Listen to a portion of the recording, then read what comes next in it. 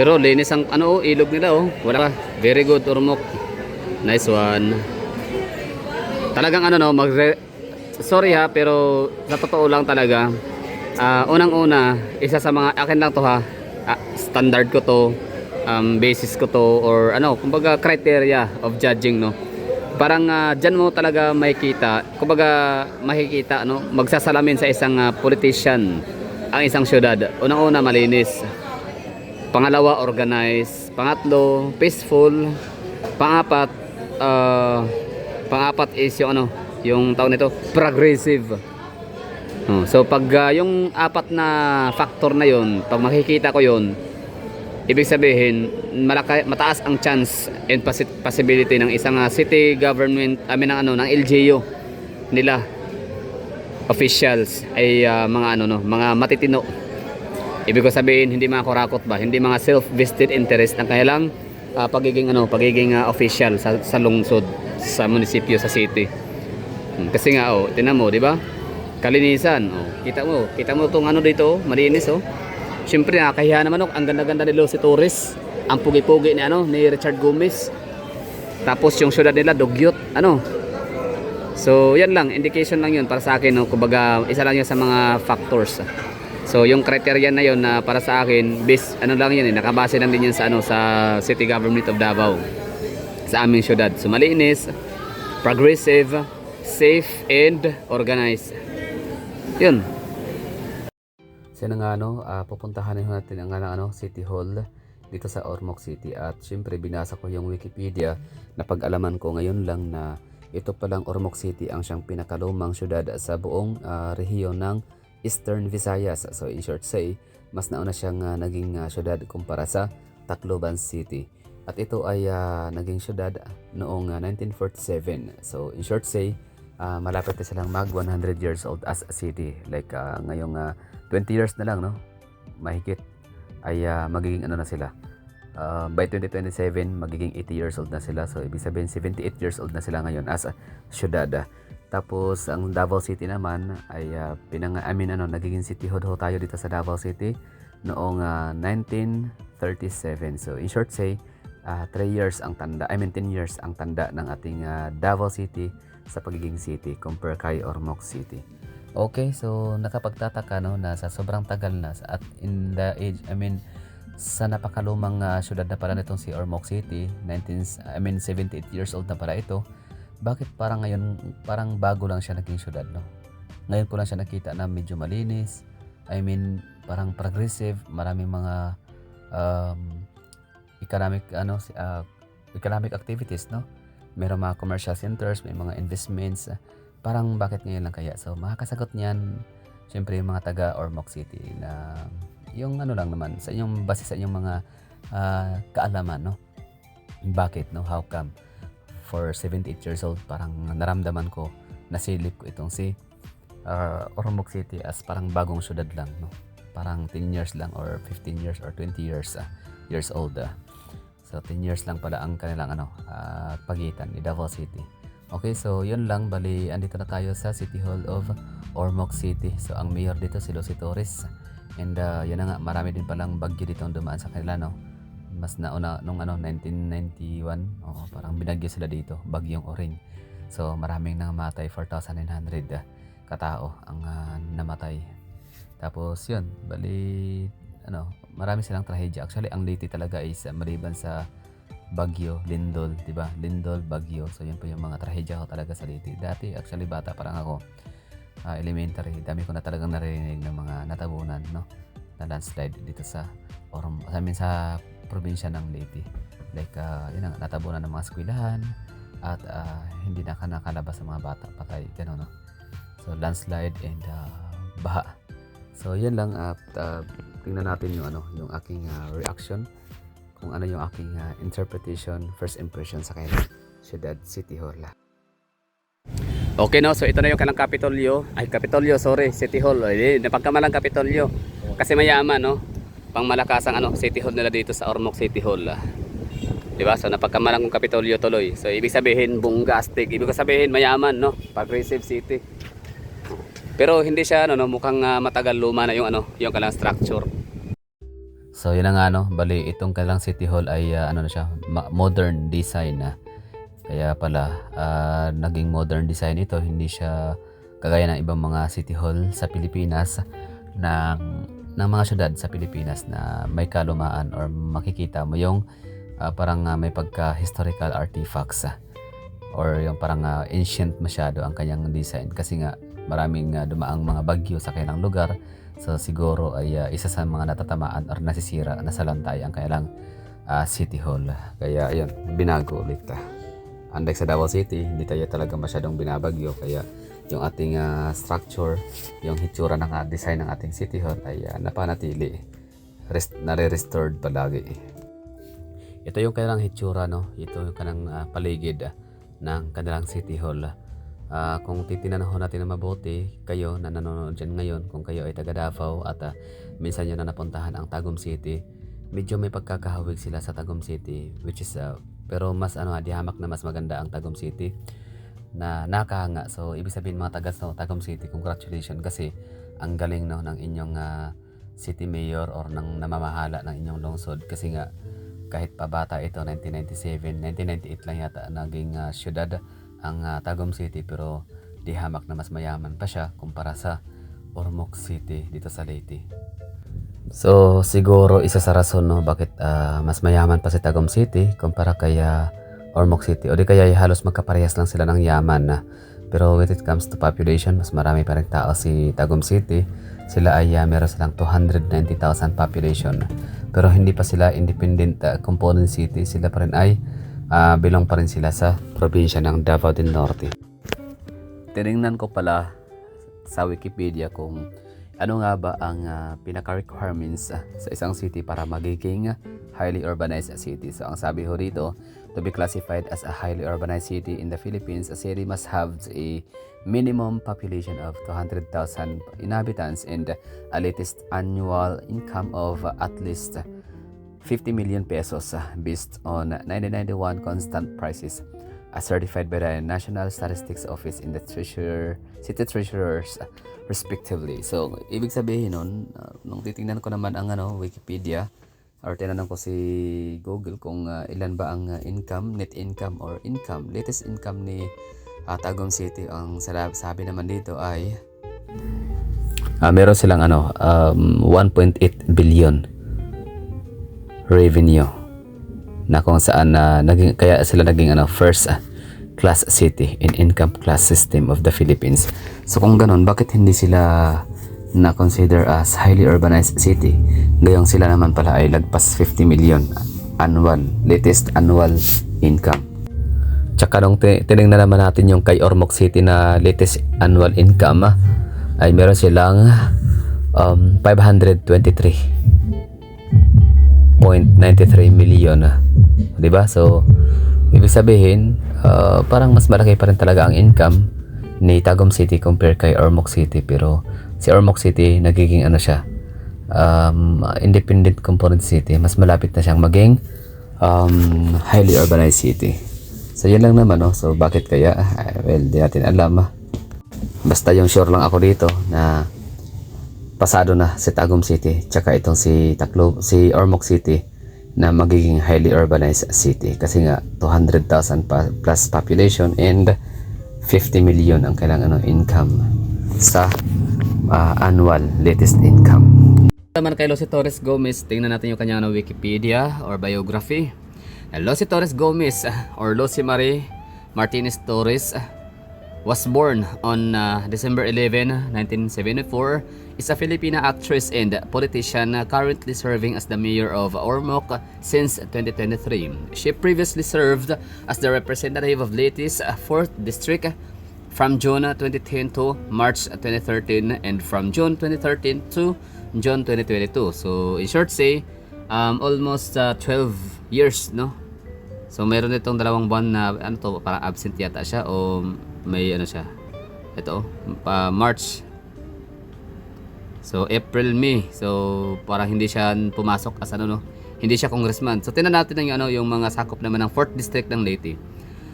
Okay, so the latest 4th congressional district is one of the 5 congressional districts of the Philippines in the province of Leyte. It has been represented in the House of Representatives of the Philippines since 1916 and earlier in the Philippine Assembly from 1907 to 1916. The district consists of the city of Ormoc, adjacent municipalities of Albuera, Isabel, Cananga, Matagob, Merida, and Palumpon since 1987. It is currently represented in the 19th Congress by Richard Gomez of the Partido Federal ng Pilipinas.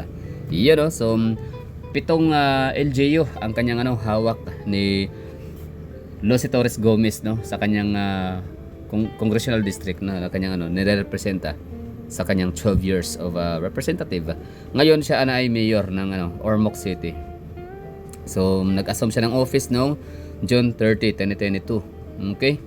So, tingnan natin yung basta ito si Lucy Torres Gomez is isa to sa pinakamayamang celebrity sa Pilipinas. Malaki ang kanyang net worth, maaring billion, no?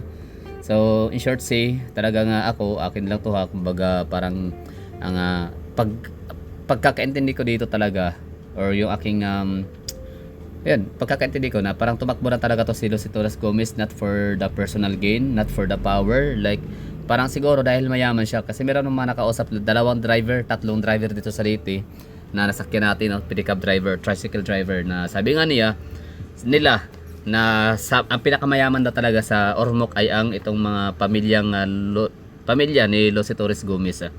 So ibig sabihin hindi siguro afford ni Lucy Torres Gomez na sila lang pamilya ang mayaman sa probinsya na kung saan siya nakatira. Kaya ang ginawa niya tumakbo siya, no, or nanungkulan siya bilang representative ng kanyang distrito, ng kanyang probinsya para kahit paano ma-alleviate niya, no, mahagawa siya ng mga batas na maaaring mapakinabangan ng kanyang mga constituents, no, ng kanyang mga kababayan, mga detenyo.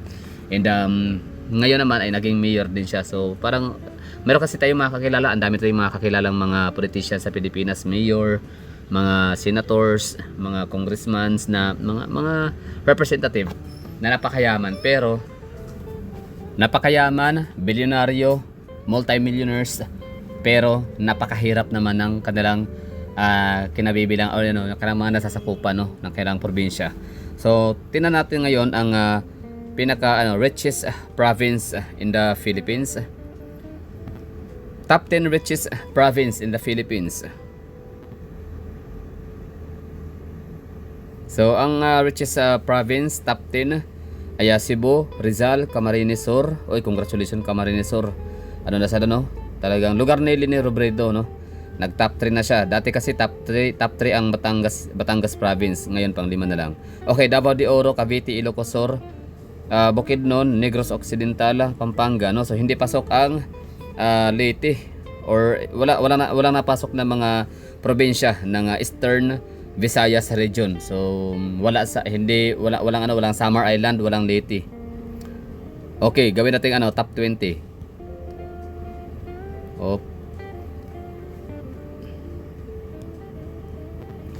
Top 20 richest province in the Philippines.